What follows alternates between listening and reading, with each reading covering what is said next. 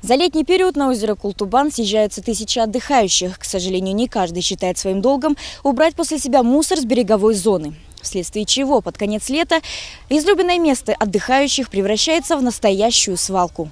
Нескончаемое количество пластиковых бутылок, разбитых стекол и полиэтиленовых мешков. Коллектив газеты «Сибайский рабочий», вооружившись мусорными мешками и перчатками, решил внести свой вклад в защиту экологической обстановки озера Култубан. К сожалению, убрать все досконально и привести береговую зону в чистоту силами небольшого количества добровольцев просто невозможно.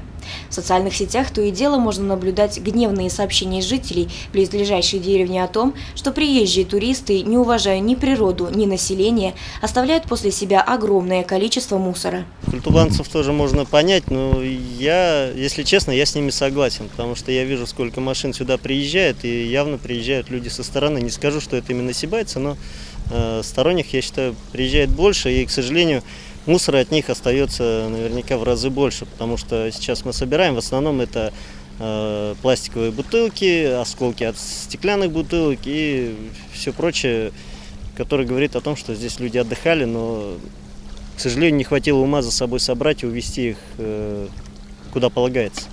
В общей сложности сотрудниками газеты «Сибайский рабочий» было собрано около 20 мешков мусора.